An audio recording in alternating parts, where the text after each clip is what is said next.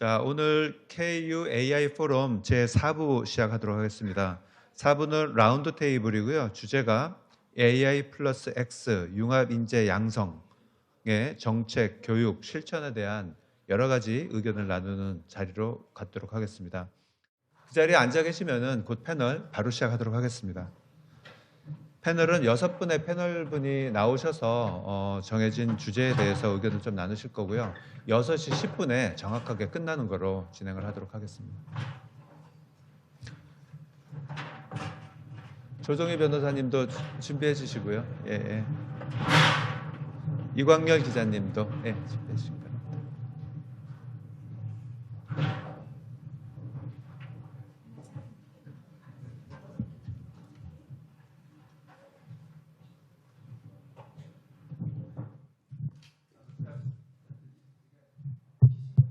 패널 토의 바로 시작하도록 하겠습니다.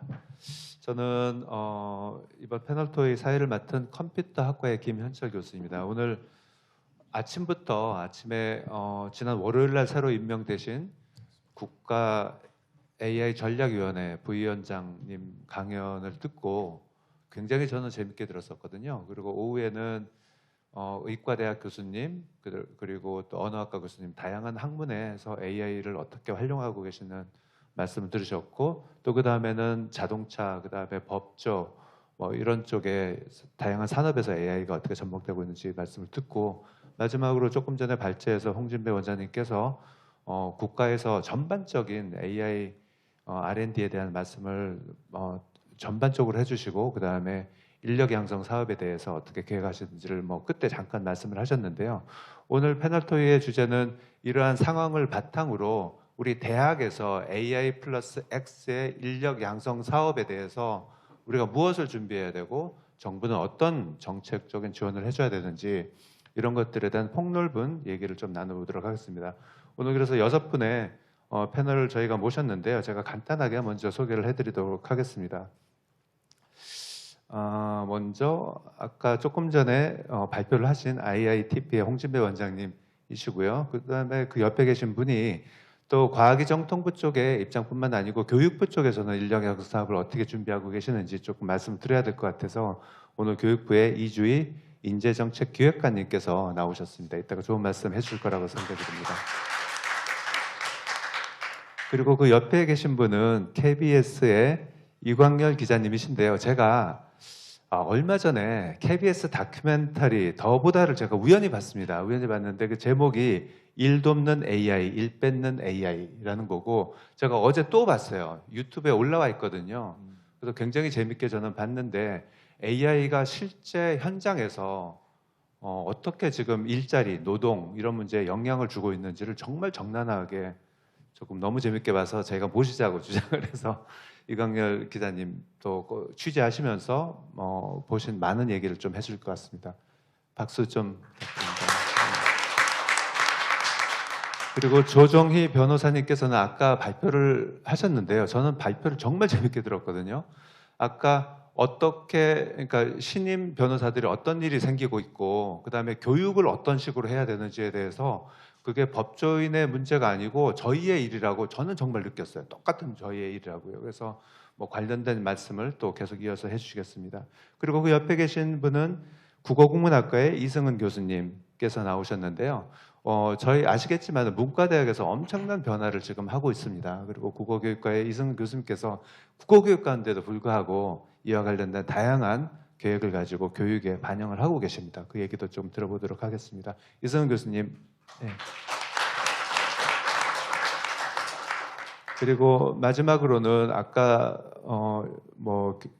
그 개회사에서 말씀을 하셨지만은 정순영 부총장님께서 오셔서 고려대학교는 이제 어떻게 할 거냐, 인력 양성 사업에 대해서, 인력 양성에 대해서 우리는 교육을 어떻게 하고 인력을 어떻게 배출을 할 거냐에 대한 전반적인 말씀을 마지막으로 좀 해주시면 좋을 것 같습니다. 자, 그러면 첫 번째로 이주희 기획관님께서 먼저 말씀을 부탁드립니다. 시간은 저희가 평균 4분 정도로 생각하고 있는데요. 가감은 충분히 됩니다. 그러니까 부담 갖지 마시고 말씀 부탁드립니다.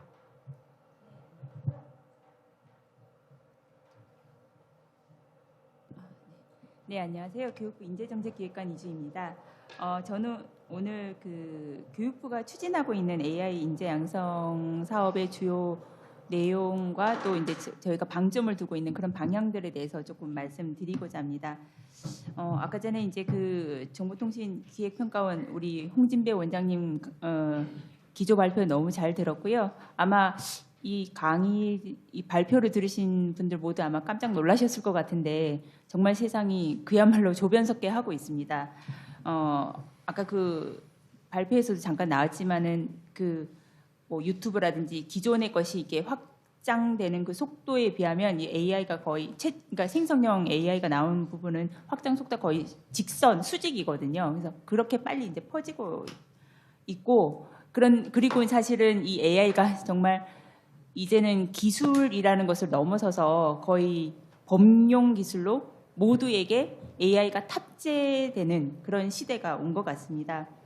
그런데 이제 사실은 또 특히 약간 인문사회 쪽을 이제 들여다보면 아직도 그 교수님들께서 이제 아직도 칠판과 분필이면 되지 않나? 이렇게 말씀하시는 분도 계세요. 그래서 이런 시대에 정말 어떻게 이제 그 정말 우리 학생들을 길러내고 이 AI 시대에 어떠한 사람으로 길러내야 되는가에 대해서는 정말 많은 고민을 저희 교육부에서 하고 있습니다.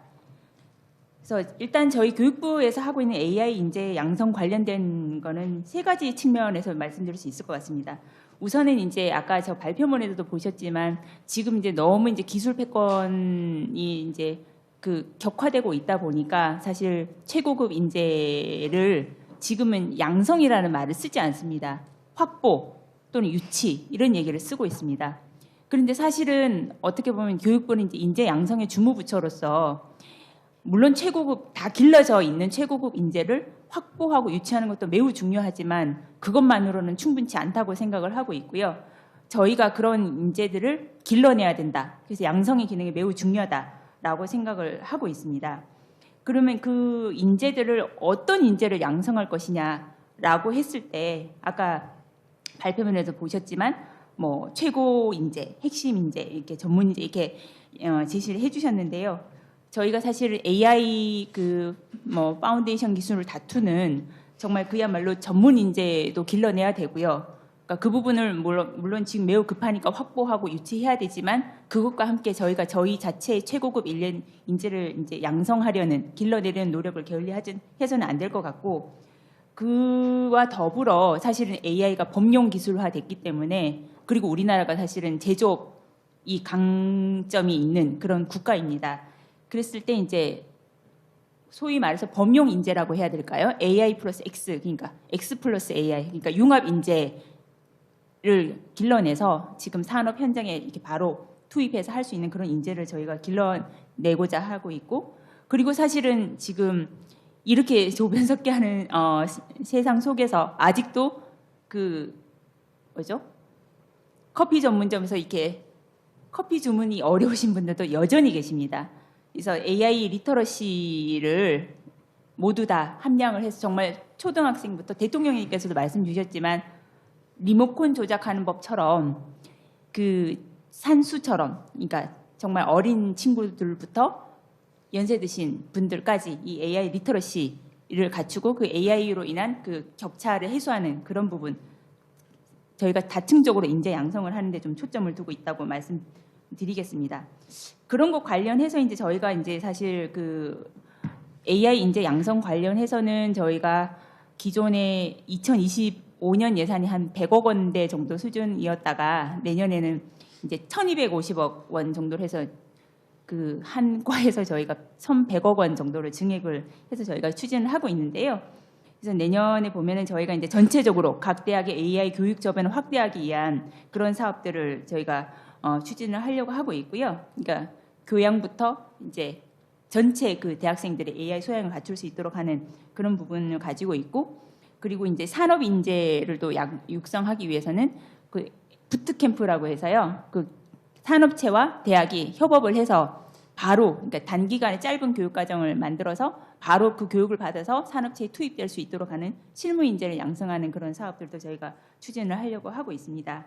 그리고 이제 말씀 주셨지만 지금도 현 정부의 이제 주된 공약 중에 하나가 이제 지방을 살려서 이제 그 균형 발전을 이루고자 하는 그런 부분이 있는데 그것과 연계해서 지역의 거점 대학들이 지역의 특화 산업과 연계해서 특히 그거를 또 그 특화 산업과 AI를 또 결부를 시켜서 그 지역 산업 발전을 허브가 되도록 하는 그 이제 AI 거점 대학 사업들도 저희가 추진을 하려고 하고 있고요. 그다음에 이제 뭐 기타 저희가 이제 그 이런 그러니까 이런 것들을 하기 위해서 아까 이제 발표문에서도 말씀 주셨지만 주로 이제 데이터 관련되는 걸 말씀 주셨지만 사실은 법이나 제도나 이런 것들을 개선해야 될 부분이 참 많습니다. 그런 부분들 저희가 이제 교수님들 이제 그 뭐 산업체와 예를 들어서 대학에 겸직을 한다거나 출연연과 대학에 겸직을 한다거나 외국 대학과 국내 대학에 겸직을 한다거나 이런 식으로 이제 그런 규제들도 좀 풀고 그리고 이제 굳이 뭐 논문을 쓰지 않더라도 산업체에서 열심히 이제 그 연구를 했던 그런 것들을 실적을 기반으로 박사학위를 줄 수 있는 산업학위제라든지 그런 제도적인 어떤 개선들도 추진할 계획입니다. 마지막으로 이제 저희가 그 인문학 관련된 쪽에서 조금 관점에서 말씀드리고 싶습니다. 사실 지금 이제 전체적으로 이제 AI 기술 패권, 그래서 막 정말 눈 돌아가게 알아들을 수도 없는 그런 속도의 이제 기술 발전에 저희가 따라가기 위해서 국가가 이제 총력을 기울이고 있습니다. 그런데 이렇게 생각해 보면은 지금 아까 그 발표문에도 있었지만 모기업이 그 채용 공고에서 AI가 할 수 없는 분야에만 인간을 채용한다고 했잖아요. 사실 AI 시대일수록 사실은 AI가 할 수 없는 인간 고유의 능력 이것이 이제 굉장히 그 중요성이 되게 강조된다라고 저는 생각하고 실제로는 또 그렇게 분석들을 하고 있습니다. 그 뭐 설문조사 결과에 의하면은 이제 전 세계 기업의 74% 정도가 향후 이제 5년 내 직원들에게 가장 필요한 역량으로 비판적 사고력이라든지 창의력이라든지 이런 협업 능력이라든지 이런 인간만이 가지고 있는 고유 능력을 이제 꼽았다고 얘기를 하고 있는데요. 그래서 이런 부분들, 그러니까 윤리적이고 지속 가능한 미래 변화를 이렇게 추동하기 위한 그래서 기술에 대한 투자도 필요하지만 인문사회의 역량을 함양하는데도 굉장히 그 균형적인 투자가 저희가 필요하다고 생각합니다. 이를 통해서 저희가 AI가 지닌 한계를 그 인간 고유의 통찰력이라든가 가치 판단 능력 등의 그런 인간 중심적 사고로 보완을 해서 하고 또 기술의 오용이나 위험을 통제할 수 있다라고 보고 있습니다. 그런 관점에서 저희가 그 인문사회학적인 그런 그 교육이 좀 더 이제 그 초중등부터 대학까지 잘 이루어질 수 있도록 그 관련된 지원을 확대하기 위해서 저희가 계속 노력을 하고 있다라는 말씀도 아울러 드리겠습니다. 감사합니다. 네, 감사합니다. 이렇게 뭐 교육부나 이렇게 교육에 대해서 준비를 하고 계신데 이광열 기자님 그 현장에서 AI가 진짜 노동과 일자리에 어떤 영향을 주고 있는지 조금 취재하신 내용을 중심으로 말씀 부탁드립니다. 예, 일단 프로그램 잘 봐주셔서 대단히 감사드리고요. KBS에서 기자 일하고 있는 이광열입니다. 사실 저도 이제 처음에 이제 아이템을 선정하고 시작을 할 때는 이제 좀 약간 긍정적인 부분에 좀 포커스를 맞춰서 좀 진행해 보려고 하다가 많은 이제 전문가분들 말씀 들으면서 조금 생각을 좀 많이 달리하게 됐어요. 그런 부분에 대한 말씀을 좀 공유할 수 있으면 해드리려고 하고요. 사실 뭐 제가 아마 이 자리에 모인 사람들 중에 제일 전문성이 떨어지는 사람인 것 같은데 저는 이제 뭐 어떤 특정 분야를 연구하거나 뭐 분석하거나 이랬던 뭐 깊이 있는 내용을 다루는 사람은 아니고 취재해서 그 얘기를 이렇게 가공해서 시청자들에게 알기 쉽게 전달하는 역할을 하다 보니까 그런 부분 좀 감안해서 들어주시면 감사할 것 같습니다. 일단 좀 들었던 얘기 중에 좀 인상적이었던 분들은 AI 지금 오늘 뭐 많은 말씀들 이제 하시면서 되게 이제 쉽게 말하면 좀 약간 장밋빛 청사진 같은 얘기들 많이 하시잖아요. 우리가 이렇게 갈 수밖에 없고 가야 하고 이런 부분에 좀 많이 힘을 주어서 말씀들을 하시는데 그렇게 된 세상이 과연 모두에게 행복할 것인가 이런 거에 대한 이제 고민들을 많이 들었습니다. 그러니까 이를테면 이제 대표적으로 나오는 얘기들이 AI 증폭기 이론이죠. 그러니까 AI가 아주 빠른 시간 안에 AI를 활용함으로 해서 많은 사람들의 그 평균치를 빠른 시간 안에 올려주긴 하지만 평균치가 다 올라간 상황에서 격차가 더 벌어진다라는 얘기. 그러니까 뭐 지금도 이제 AI를 쓰냐 마냐에 대한 논의들 오늘 많이들 하셨는데 이제 더 이상 그 논의를 넘어서서 모두가 AI를 쓸 때의 차이에 대해서도 좀 우리가 고민을 해야 될 때가 된 것 같아요 이제는. 그래서 같은 AI 도구를 비슷하게 쓴다는 걸 전제를 했을 때 그 기존의 인간의 능력의 격차가 더 크게 벌어진다는 말씀들을 많이 하시더라고요. 그러니까 이제 뭐 이를테면 개발자 얘기들을 하시는데 뭐 한 중급 레벨의 개발자와 슈퍼 개발자의 격차가 기존에 한 뭐 3배 정도의 격차였다고 한다면 이게 AI라는 도구가 들어감으로 해서 더 증폭이 돼서 그것이 뭐 20배, 30배 정도의 격차가 벌어진다. 이렇게 실력의 격차가 벌어진다는 것은 나중에 결국은 지금은 당장 그렇지 않겠지만 결국은 연봉에도 반영이 될 것이고 그것이 사회의 불평등에도 더 반영이 될 거 아니겠어요? 그렇기 때문에 AI가 모두 보편화된 시대에는 오히려 그 불평등이 더 심해질 수 있다라는 말씀들을 많이 하셨습니다. 비슷한 궤로 놓고 봤을 때 아까 이제 사람만이 하는 일 이런 걸 말씀들 하시는데 그림을 전혀 못 그리는 사람이 지브리 스타일의 그림을 쉽게 만들어낼 수 있고 코딩을 못하는 사람이 어느 정도 수준 이상의 프로그래밍을 할 수 있게는 해주는데 하지만 그 수준에 넘어서는 더 큰 역량은 결국은 사람에게서 나온다. 그러니까 앞에 말씀드렸던 증폭기 얘기랑 같은 얘기긴 한데 결국은 사람으로서 일을 잘하는 사람이 AI도 훨씬 더 잘 쓴다. 이런 얘기가 되는 것 같아요. 그래서 그렇게 이제 뒤집어서 얘기를 하고 보면 결과적으로는 AI를 잘 쓰게 하는 것도 중요한데 오히려 아날로그 시대 때보다 더욱더 인간으로서의 인간의 역량을 더 배양하고 더 평가하는 게 더 강화되는 거 아닌가라는 생각이 들더라고요. 피곤한 거죠. AI만 배우면 다 될 줄 알았는데 AI도 배우고 예전의 선배들과 달리 요즘 젊은 친구들은 인간으로서의 능력도 더 배양을 해야 되는 거예요. 그러니까 훨씬 더 피곤해지고 힘들어진 상황이 아닌가 그런 생각이 들었고요. 그것과 관련해서 이제 인터뷰해 주셨던 그 청각문화산업대 전혜진 교수가 이제 했던 표현 중에 하나가 그 AI는 사다리 걷어차기 기술이다 이런 표현을 하셨는데 이게 아까 이제 그 변호사님 말씀하셨던 그 어소 변호사들 말씀과 같은 얘기예요. 주니어들이 특히 이제 사회 초년생들이 경험을 쌓고 할 수가 없다니까 아까 말씀드린 것처럼 능력을 어느 정도 인간적으로 능력을 배양해서 중급 정도 되는 사람들은 AI를 씀으로 해서 저만 해도 이제 나이 들므로 인해서 떨어지는 생산성을 AI가 보완을 해주거든요. 그래서 그것을 자신의 능력을 증폭시킬 수가 있는데 그 증폭시킴으로 해서 많은 역할들 주니어들이 해왔던 역할들 단순 업무 같은 것들은 이제 AI가 쉽게 대체가 되어가면서 시니어들은 잘 쓰는데 주니어들이 시니어가 될 기회가 이제 없어지는 부분들에 대한 고민들을 많이 하시더라고요. 그래서 뭐 들었던 말 여기 교육부에서도 오셨으니까 이제 아마 그런 부분도 같이 좀 고민을 해줘야 되지 않을까 싶은데 일정하게 쿼터를 줘서 기업들이 주니어들을 그런 경험을 좀 함양할 수 있는 기회들을 어떤 공동체적으로 고민을 해야 될 때다. 그렇게 해서 사람을 키우지 않으면 결국은 그 AI를 더 증폭시켜서 자신의 능력을 증폭해서 잘 쓰는 것도 결국 사람이어야 하는데 그 사람의 수가 줄어들면 그 자체라고 이제 어떤 또 노동시장의 문제가 될 수가 있고 정말 잘못하면 AI에서 대체되는 상황이 발생할 수 있다. 이런 말씀들이 굉장히 인상적으로 들었고 그 부분을 좀 프로그램에 좀 반영을 해보려고 많이 노력했습니다. 그리고 좀 첨언을 하면 이거 사실 지금까지 여기까지 좀 다크한 얘기들은 좀 이제 채용 시장에 사실 관련된 얘기들이었고 방송에 미처 반영하지 못했던 얘기 중에 하나는 이제 아까 그 창업 말씀들 아까 하셨는데 창업 분야에 있어서는 주니어들에게 훨씬 더 큰 기회가 열릴 것이다 말씀도 사실 있긴 있었어요. 그러니까 예전에 이제 그 닷컴 시대, 그러니까 디지털 네이티브들이 기성세대들이 못했던 새로운 영역들을 개척했듯이 그 모바일 네이티브 세대들이 모바일 시대에 그러한 새로운 앱들, 신선한 앱들을 개발했듯이 AI 네이티브들이 결국은 그런 창업의 역량을 통해서 주도해 나갈 것이다. 그런 부분에 있어서는 훨씬 더 젊은이들이 강점이 있고 주니어들이 도전할 만한 영역이 확대되는 것이니까 그 부분에서 조금 더 시선을 많이 돌리시고 하시면 더 좋지 않을까 그런 생각도 해봤습니다. 감사합니다.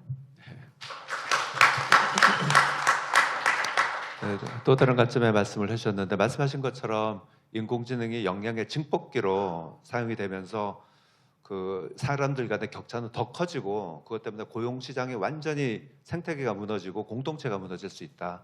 그런 취지로 저도 받고 이제 오늘 또 그런 말씀을 해주셨는데 그런 관점에서 저희 코딩하는 개발자 쪽은 굉장히 심각합니다. 최근에요.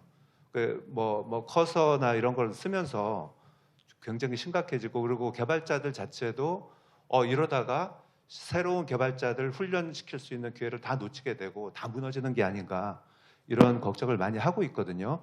그래서 아까 그 조정희 변호사님께서 하신 말씀이 굉장히 저는 인상 깊었어요. 그런 말씀을 해주시면서 교육이 바뀐다는 말씀을 해주셨잖아요. 어떤 식으로 교육 체제가 바뀌고 교육 훈련을 어떻게 해야 되며 우리가 다 같이 공동체적 입장에서 교육에 참여해야 되고 또 하버드 대학의 CS54 로여라는 그런 교육 과정의 소개도 해주셨는데 그 해외 사례는 많이 해주셨는데 실제 국내는 어떻게 될 것 같은가요?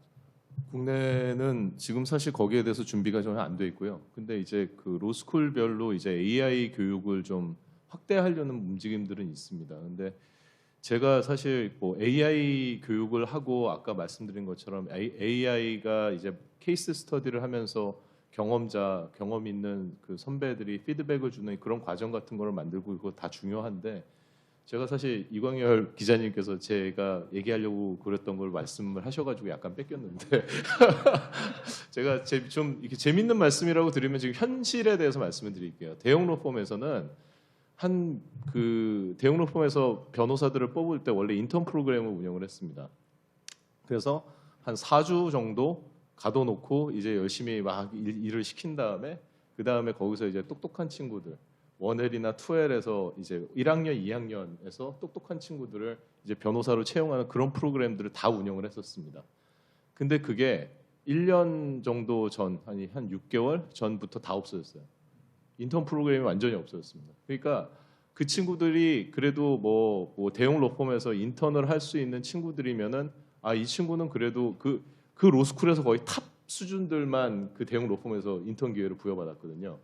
그러니까 대형 로펌에서 인턴을 했다라고 하면 그 로펌에 취직하지 않더라도 그래도 이 친구는 성적이 괜찮고 괜찮은 인재야라는 인식이 좀 있었고 그래도 그 친구도 대형 로펌의 시스템을 좀 배울 수가 있잖아요. 근데 지금 그게 다 없어지고 무조건 이제 상시 채용, 면접을 봐가지고 상시 채용하는 걸로 바뀌었습니다. 이 얘기가 뭐냐면은 아까 그 실제 업무 경험을 학생들이 할 수 있어야 되는데 그 좁은 윈도우마저 지금 막혀버렸다는 거예요. 그래서 저는 사실은 학교에 부탁드리고 싶은 거는 그 로스쿨도 그렇고 다른 학교도 마찬가지일 거라고 다른 과목도 마찬가지일 거라고 생각을 하는데 뭐 1학점짜리도 좋고 2학점짜리도 좋으니까 예를 들어서 이제 동문 로펌들이 있잖아요. 동문 저 같은 사람들이 하는 그런 로펌들에서 뭐 한두 명씩이라도 이제 그 학점을 따면서 실무 수습을 해서 실제 경험들을 쌓을 수 있는 그런 경험들을 학생들한테 좀 제공해 줄 수 있는 프로그램을 만드시고 그걸로 학점도 딸 수 있게 조금이나마 그런 식의 프로그램을 운영하신다라고 하면은 지금 실무 경험을 쌓을 수 없는 그 1, 2등만 쌓던 실무 경험도 이제는 윈도우가 닫혔기 때문에 그런 것들을 조금이라도 넓혀주는 역할들을 좀 해주시면 훨씬 더 좋지 않을까 그런 생각을 좀 했습니다. 네, 감사합니다. 지금 법 쪽에서 그런 변화에 대해서 교육을 어떻게 할 건가에 대해서 많은 고민을 지금 하고 있다는 느낌을 받았는데요. 네. 그 옆에 계신 문과대는 더 심할 것 같기도 하고 또 다른 상황일 것 같기도 한데 문과대학에서 학생들을 지도하고 계시는 이승은 교수님께서 또 계속 이어서 말씀을 부탁드립니다. 네, 안녕하세요. 국문과에서 일하고 있는 이승은이라고 합니다. 사실 저는 오늘 발표를 들으면서 좀 이렇게 약간 강 건너 불구경하는 느낌이 조금 들었는데요. 왜냐하면 앞에서 그 변호사님께서 이제 신입 주니어 변호사들의 어떤 취업 시장에서의 어려움 같은 것들을 말씀하셨고, 또 김현철 교수님께서 코딩하는 이제 소프트웨어 전공하는 친구들의 어떤 구직의 어려움 같은 것들을 말씀하셨는데, 저희는 이미 그걸 겪은 지가 너무 오래됐거든요. 네. 사실 이제 인문학의 위기라고 하는 말이 나온 지가 벌써 20년이 훌쩍 넘었고, 그동안 우리는 뭘 먹고 살았는가를 다시 한번 좀 생각해 보게 되는 그런 시간이었습니다. 근데 오늘 이제 제가 발표를 들으면서 좀 되게 모순적이다라고 느꼈던 것이 오늘 앞서 발표해 주신 여러 연사분들의 말을 종합해 보면 사실 두 가지로 나뉘거든요. AI를 발전시키고 활용해서 어떤 생산성과 효율이 높아지고 있다라고 하는 게 하나이고요. 동시에 인간은 점점 소외되고 있다라고 하는 게 또 하나인 것 같아요. 근데 이게 굉장히 모순적인 상황이에요. 효율성을 높이는 것이 대체 누구를 위한 것인가? 우리는 대체 무엇을 원하는 걸까? 이게 좀 궁금해지는 그런 지점들이 저 개인적으로는 있었습니다. 그래서 제가 이제 그 좌장 선생님께서 말씀하신 인문학의 영역에서는 대체 뭘 하고 있으며 또 앞으로는 뭘 할 예정인가에 대해서 간단하게 좀 말씀을 드려보려고 합니다. 사실 제가 앞서서 우리는 이미 다 망했어요 이런 식의 말씀을 드렸지만 저희가 그렇게 완전 망한 것은 아니고요. 또 저희가 나름대로 그 자구적인 노력을 해온 것들도 있습니다. 또 최근에는 이제 교육부 지원으로 인문사회 융합인재 양성 사업 같은 것들을 이제 수행을 하고 있고, 고려대의 경우에는 뭐 충남대, 순천대, 영남대, 숙명여대랑 같이 컨소시엄을 이루어서 디지털과 인문사회 영역 간의 어떤 결합 혹은 융합이라고 하는 차원에서 이제 학생들을 길러내기 위한 교육과정들을 운영을 하고 있거든요. 근데 이때 저희가 인문사회 영역에서 무언가를 이제 운영한다라고 하는 것이 이제 단순히 뭐 디지털 기술, 인공지능 기술을 인문사회 계열 학생들에게 가르쳐서 그 친구들이 뭐 사회에 진출할 수 있게 한다. 물론 그런 차원도 있기는 있습니다만은 아까 김현철 교수님 말씀하신 것처럼 소프트웨어를 전공한 친구들도 취직이 안 되는데 인문사회 계열 학생들이 코딩을 좀 깔짝깔짝 배워가지고 취직을 할 수 있을 거라는 기대는 없습니다. 저희도 별로 가능할 것 같지 않아요. 그러면 이제 저희가 할 수 있는 것들은 앞서서 그 이주희 과장 말씀해 주신 것처럼 저희 학생들이 할 수 있는 게 뭘까라고 하는 것을 이제 고민을 해야 되는 시점인 것 같고요. 그래서 이제 인공지능 혹은 인공지능으로 대변되는 디지털 기술과 인문사회 도메인의 융합이라고 하는 것이 어떤 맥락인가라고 하는 것을 조금 더 설명을 드려야 할 것 같습니다. 여기에는 뭐 인문학이나 사회과학 연구나 교육에 인공지능이나 디지털 기술을 활용한다라고 하는 맥락도 전제가 되어 있고요. 혹은 아까 이광열 기자님 말씀하신 것처럼 인공지능이나 기술이 대체 우리 인간의 삶이나 사회를 어떻게 좀 뭐 긍정적인 방향으로든 부정적인 방향으로든 바꾸어 나가고 있는가에 대한 성찰적인 차원도 존재합니다. 근데 그게 다는 아니라고 저는 생각을 하고요. 그보다 좀 더 중요한 것은 디지털 혹은 인공지능 기술 환경에서 그 기술과 인간 사이의 관계를 고민하는 것이라고 생각을 하거든요. 왜냐하면 인간과 기술이라는 하는 것은 다분히 재귀적인 관계라서 서로 이제 영향을 주고받는 그런 존재라고 생각하기 때문입니다. 그 인문학 하면 뭐가 떠오르세요? 보통 인문학 하면 제일 먼저 떠오르는 세 가지 음절이 있습니다.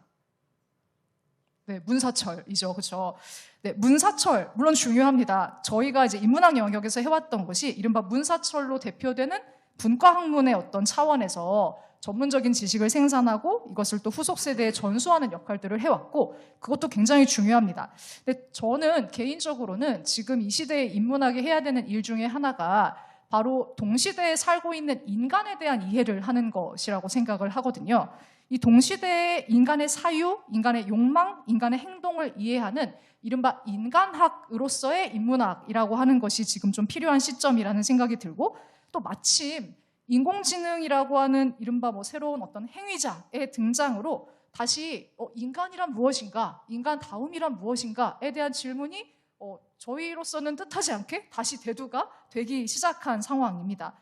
그러면 이러한 인간학의 기반 위에서 우리는 인공지능 기술 혹은 뭐 디지털 기술을 어떤 방향으로 설정해 나가야 하는가에 대한 방향 제시를 저희가 좀 할 수 있지 않을까라는 생각이 들었습니다. 앞서서 제가 효율성이 높아지고 있다라는 느낌이 들었다고 말씀을 드렸는데요. 사실 지금은 어떻게 보면 인공지능을 상용화하고 활용해서 벌려지는 여러 가지 사업들의 초기 단계라고 할 수가 있잖아요. 그러니까 굉장히 효율적인 것들, 생산성 있는 것들을 추구하면서 그것들에 대한 어떤 폭발적인 발전이 일어나는 것처럼 보입니다. 근데 사실 인간이 정말 그런 효율성과 경제성만을 추구하는 존재인가라는 것도 한번 생각해 볼 필요가 있을 것 같습니다.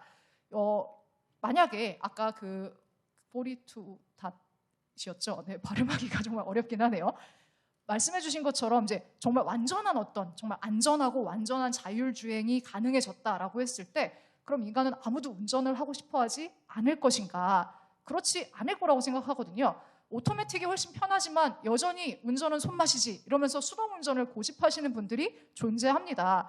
그런 인간의 어떤 내밀한 욕망 혹은 생각 같은 것들을 읽어내고 그것을 기술 발전의 방향에 반영할 수 있게 해주는 것이 이제 인문사회 도메인을 가진 사람들의 지금 이 시대의 어떤 역할이라고 생각하고 그것을 하기 위해서는 우리가 지금 살고 있는 이 동시대의 인간이 어떤 존재인가라고 하는 것을 이해하는 것이 굉장히 중요한 전제 조건이라고 저는 말씀드리고 싶습니다. 네.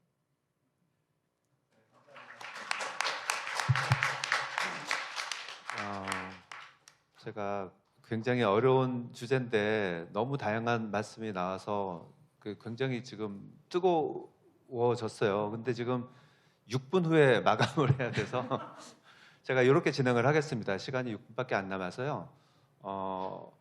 지금 그 교육부하고 지금 과기정통부 쪽에서 오신 두 분의 생각이 굉장히 복잡해졌을 거라고 예상이 됩니다. 그래서 지금 사전에 질문 주신 게 있거든요. 그거 하고 또 여기 청중에 계신 분들 정말 중요한 질문이라고 하시면 듣고 두 분 말씀을 간단하게 듣고 우리 학교는 어떻게 할 거냐 부총장님의 얘기를 듣고 이렇게 끝나는 걸로 하겠습니다. 그 사전 질문 중에서 여러분들도 이제 비슷한 질문이실 것 같은데 AI 플러스 X 융합 인재 나는 학생이고 이런데 나는 이걸 하고 싶다. 근데 뭔가 가이드가 없고 어떻게 해야 될지 모르겠다. 그래서 대학은 어떤 역할을 해줄 거며 정부는 어떤 지원을 해줄 거냐 뭐 이런 질문들이 있었습니다. 그 질문 플러스 또 청중에서 질문 제가 한 분만 받고 마이크를 넘기도록 하겠습니다. 네, 부탁드립니다. 마이크 좀 전달해 주시겠어요? 네. 아까 또 질문해서 죄송한데요. 저 원장님 말씀하실 때 굉장히 충격받았는데 제가 그 강원 얘기는 여러 곳에서 들었습니다. 이 카렌 면허에서도 작년에 300% 취업했는데 거의 60%밖에 안 됐다. 이런 얘기 너무 놀랐는데 제 주변에도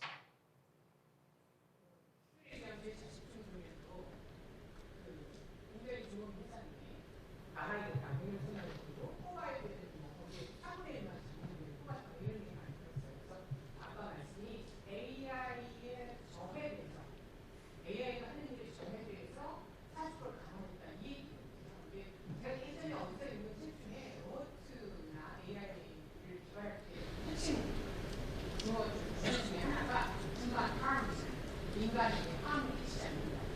근데 우리가 보기엔 harm이에요.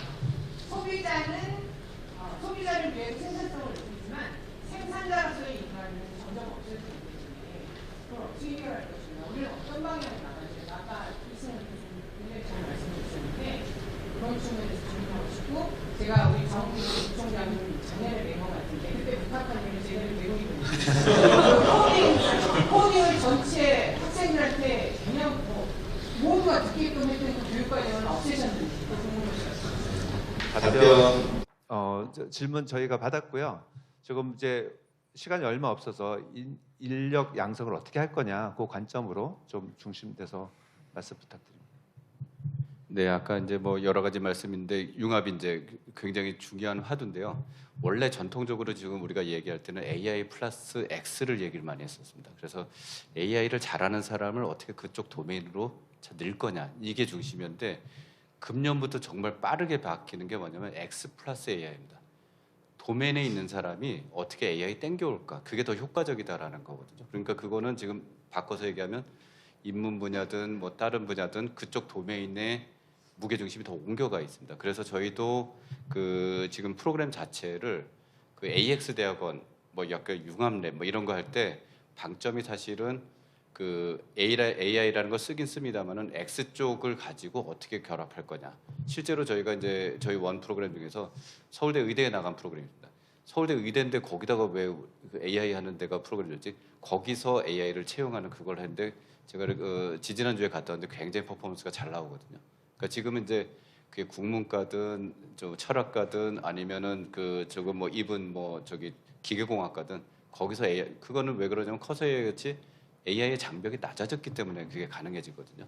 그래서 이제 오히려 오케스트레이션 능력이 더 중요한 사회가 됐다라는 그런 게 있고요. 아까 이제 그 이광열 기자님도 좀 말씀 주시고 이렇게 했는데 그 우리 조정희 그 대표님도 말씀 주셨습니다만은 그 지금 경력자 위주로 다 뽑거든요, 전부 다. 그래서 저희가 이제 하나 아까 굉장히 중요한 프로그램인데 설명을 안 드린 게 저희가 작년부터 했던 게 뭐냐면 그 우리 지금 학생들을 뭐 NCAI나 42 마루 거기도 저희랑 같이 하고 있는데 뭐 여러 회사들을 지금 이제 프로그램을 만들어서 거기다가 한 30억을 들이고 1년에 이 학생들을 데려다가 니네 그 상품 개발이나 리서치 하는데 써라. 그래서 그 사실상 경력을 만들어 주는 거거든요. 근데 그 회사들은 부족한 리서치 능력을 거기서 보충을 받는 건데 NCAI 그 이현수 대표랑 이렇게 좀 얘기를 해보니까 굉장히 도움이 많이 된대요, 둘 다. 그러니까 얘는 여기에 취직할 가능성이 되게 높아지고 여기 안 되더라도 나 여기서 뭐 했습니다라는 게 경력이 붙어버리니까 그래서 저희가 작년에 2개인데 금년에 5개를 더 뽑았고요. 내년에는 이제 그것만큼 더 뽑을 겁니다. 한 8개 정도 더 뽑아서 그걸 좀 확대를 해가면서 경력 만들어주는 약간의 그런 프로그램들 좀 보강이 좀 되지 않을까라는 생각입니다. 네. 요거 관련해서 아까 말씀드린 대로 저희가 이제 교육부에서는 이제 대학에서 AI 기본 교육과정 개발하는 사업을 저희가 신규 사업으로 확보를 했고요.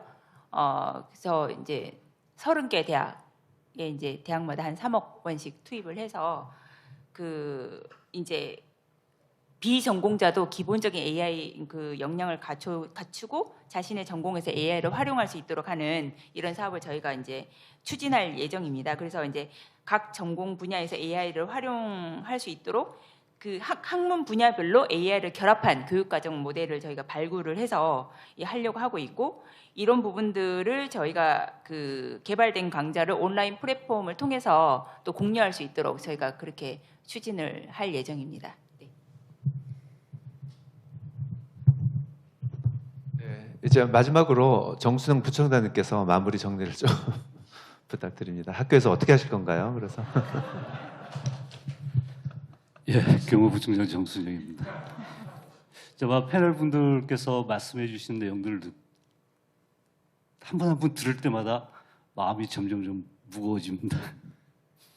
지금 고려대학교 전체 학생들을 앞으로 어떻게 교육시킬지 아까 지금 로스쿨, 그 다음에 컴퓨터학과, 국어국문학과 다 각자 상황이 다릅니다. 네. 가르쳐야 될 교육 내용도 다르고 그러기 때문에 지금 안암 캠퍼스만 54개 학과가 있거든요. 이거 전체를 생각하니까 뭘 어떻게 해야 되지? 앞이 캄캄합니다. 자, 그래서 제가 기본적으로 생각해왔던 기본 방향이 있는데 그 방향에 대해서 좀 간단히 설명을 드리겠습니다. 한 5년 전까지만 해도 기계공학과에서 졸업한 학생들이 취업하는 회사들, 자동차 회사, 가전회사 이렇게 되면은 그런 자동차 회사나 가전회사에서 필요한 기술들을 기계공학과의 커리큘럼에 넣어서 가르쳤고 그 학생들이 해당 자동차 회사로 취업을 하게 되면은 평생 4년 동안 배웠던 걸 가지고 물론 이제 회사에 들어가서 추가적으로 이제 경험적으로 익힌 기술들을 갖고 평생을 그 회사에서 일을 하다가 퇴직을 했습니다. 퇴직을 했는데 앞으로 그럴 거냐 하는 거죠. 전 안 그렇습니다. 그래서 이제 최근 이제 많이 하는 이야기들이 있죠. 취업한 회사에서 맨 처음 취업한 회사에서 어느 정도 일을 할 수 있을지 그건 중요하지 않다는 거죠. 가장 마지막으로 일하는 회사가 어떤 회사냐, 가장 마지막으로 하는 일이 무엇이냐가 중요한 사회가 됐습니다.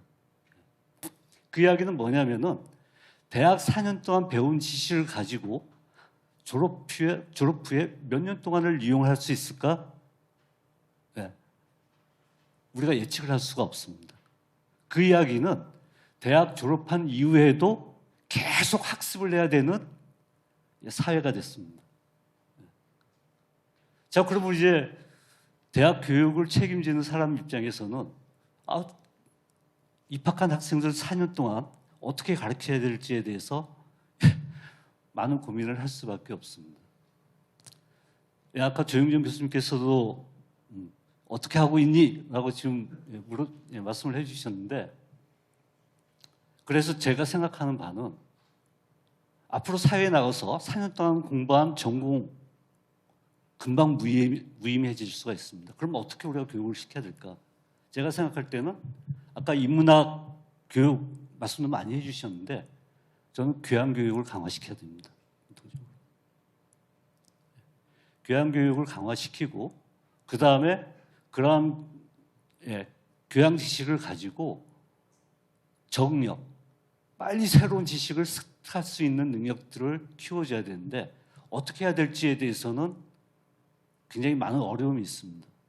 그런 것도 이제 고려대학교 구성원들하고 많은 논의를 통해서 이제 만들어 나가야 될 텐데, 그래서 지금 제가 학부 대학에서 중심이 돼가지고 교양교육 개편 작업을 했었는데 각 분야별로 요구 사항들이 굉장히 다양합니다.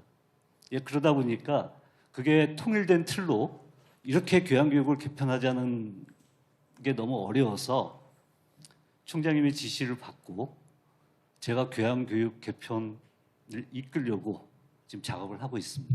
작업을 하고 있고 기본적인 방향은 지금 현재 고려대학교의 필수 교양 이수 학점이 19학점입니다. 잠깐 너무 자세한 얘기는 안 하시는 게 왜냐면 이게 중계되고 있어서요. 지금.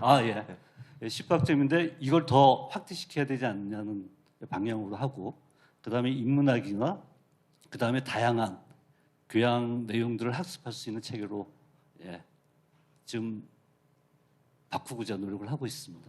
그리고 그다음 또 중요한 게 아까 X 플러스 AI 말씀을 많이 해주셨는데 이거는 이제 본부에서 할 수 있는 일은 아니지만 각 학과별로 학과의 전공 교육을 할 때 AI를 도입해서 해당 분야의 경쟁력을 어떻게 확보할 수 있게끔 해주냐가 굉장히 중요하거든요. 이러한 부분들은 각 학과에 있는 교수님들이 굉장히 많은 연구와 고민과 노력을 좀 해주셔야 될 거라고 생각을 합니다. 예를 들어서 이 사회학과에 보면은 데이터과학과 사회학이라는 그런 교과목이 있는데 그런 이제 AI 융합 전공 교과들이죠. 지금 현재 고려대학교 내에는 각 학과별로 만들어진 그런 AI 융합 전공 교과가 한 80개 정도가 운영되고 있습니다. 이것을 저는 학과별로 5과목 이상이 돼야 될 거라고 생각을 합니다. 뭐 이렇게 사실적으로 몇 개다 이건 아니겠지만 그런 것들이 굉장히 확대돼야 된다고 생각을 하고, 그랬을 때 해당 학과의 학생들이 사회에 나가더라도 적응력을 더 키울 수 있지 않나 그런 생각을 하고 있습니다. 네. 크게 교양교육과 AI 융합교육 관점에서 말씀을 드렸습니다. 네. 부청장님께서 좋은 마무리를 조금 해주셨습니다. 이것으로 시간도 되고 해서요. 패널 토의를 마쳐야 될 것 같습니다. 오늘 패널 토의에 참여해 주신 6분의 패널들님께 큰 박수 부탁드립니다. 감사합니다.